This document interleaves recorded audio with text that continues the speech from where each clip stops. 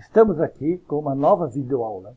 Dessa vez, para aplicarmos a lei de Faraday no cálculo da força eletromotriz induzida numa espira que se encontra próximo a um fio condutor muito longo que pode ser considerado infinito. Vamos então ao nosso problema. Temos o nosso problema, uma espira retangular condutora de lados A igual a 3,6 cm e B igual a 7,5 cm, que se encontra no plano XY, sendo que o lado igual a B encontra-se paralelo ao eixo Y e se desloca com uma velocidade constante que possui componentes tanto na direção do eixo X quanto na direção do eixo Y. Essa espira retangular se encontra próximo a um fio condutor muito fino e muito longo, que pode ser considerado como sendo infinito, que conduz uma corrente I. O fio condutor coincide com o eixo Y e o sentido da corrente é o sentido positivo do eixo Y. Pede-se que determine nessas condições a força eletromotriz induzida na espira. O problema esclarece que a solução ficará em função da distância x. A solução do problema. Como foi falado anteriormente, deveremos utilizar a lei de Faraday. Força eletromotriz induzida será igual a menos a derivada com relação ao tempo do fluxo magnético φB que atravessa a nossa espira. O fluxo φB é simplesmente a integral de B escalar N ds, e que é o fluxo que atravessa a nossa espira, e a espira se movimentando, esse fluxo será variável com o tempo. Para se calcular o fluxo, deveremos calcular o valor do B utilizando a lei de Ampère. Devemos lembrar que o fio sendo infinito, teremos simetria suficiente para calcularmos o campo magnético utilizando a lei de Ampère. Vamos então ao cálculo de B pela lei de Ampère. A lei de Ampère coloca que a integral de BdL deve ser igual a μ0 vezes o I total. Já vimos em problema anterior esse cálculo, que é bastante simples. Vamos fazer então rapidamente. O jeitão do campo B em torno do fio deve ser aquele em que o B é tangencial a uma circunferência de raio R e, portanto, o B tem componente na direção φ-chapéu, que é a direção tangencial à circunferência. O elemento de integração dl será um arco de circunferência e, portanto, será R de φ, também na direção tangencial à circunferência. Temos, portanto, que o escalar BdL é um produto de dois vetores de mesma direção e mesmo sentido e, portanto, esse produto escalar leva a simplesmente o produto dos módulos BR de φ, onde o módulo de B e o módulo de R, o raio da circunferência, são constantes, podem sair da integral, e a integral fica extremamente simples, integral em dφ, que dá 2π. Isso leva ao resultado final do nosso B, isolando o valor de B igual a μ0 I total sobre 2πr, onde o I total é a corrente total que atravessa por dentro do caminho fechado L, a nossa circunferência de raio R, e a corrente total é simplesmente a corrente I que passa pelo nosso fio. Finalmente, o nosso vetor B vai ser então μ0 I sobre 2πr φ-chapéu. No caso particular, em que o campo B está atravessando a nossa espira, que se encontra no plano XY, podemos verificar que o B estará perpendicular à nossa espira, ou seja, na direção do eixo Z, em particular na direção menos do chapéu pela regra da mão direita.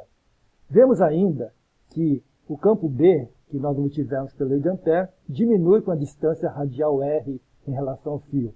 No caso em particular, em que o campo B está atravessando a espira, a distância radial coincide com a distância ao longo do eixo X. Portanto, fica um X no denominador no lugar do R. Vamos agora ao cálculo do fluxo do campo magnético B.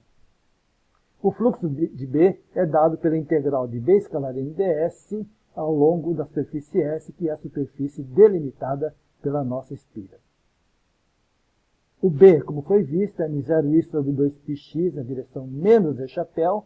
A normal pode ser adotado também como perpendicular à nossa espira, pode ser saindo ou entrando no plano do nosso quadro. Vamos considerar que está entrando para que os dois coincidam e tenham a mesma direção. Tanto o B quanto a normal estão na direção menos E chapéu, portanto, o produto de dois vetores novamente de mesma direção e sentido dá o produto dos módulos simplesmente. μ0 I sobre 2πx, a integral em dx e dy, onde verificamos que a única variável que se encontra dentro da integral é o x no denominador. Todo o resto é constante, pode sair a integral. Teremos, portanto, a integral de 1 sobre x dx dy, nada depende de y, a integral em y vai dar o b, e a integral de 1 sobre x dx vai dar o logaritmo neperiano, de modo que o resultado final da integral é esse que aparece no quadro abaixo. Tendo uma vez obtido o valor de φb, o passo seguinte é calcular a força eletromotriz induzida, usando, para tanto, a lei de Faraday. Devemos lembrar que a espira está se afastando do fio com velocidade v, ou seja, quando a espira se afasta do fio, obtivemos que o nosso campo B diminui com a distância. Então, cada vez que a espira estiver mais distante do fio, o campo B estará mais fraco e o fluxo, então, estará diminuindo. Como o campo B varia com a distância ao fio, o movimento da espira causa uma variação do fluxo através da espira e, pela lei de Faraday, então, a força eletromotriz induzida é menos a derivada do fluxo φ de B com dt. Lembrando que obtivemos já o valor do φ de B, portanto, a força eletromotriz induzida é a derivada desse fluxo e a derivada leva à expressão que aparece agora aqui embaixo, onde dx dt leva à velocidade com que a espira se afasta do nosso fio. Calculando, então, a dx dt como sendo a velocidade vx que se afasta do fio, obtemos a expressão da força eletromotriz induzida.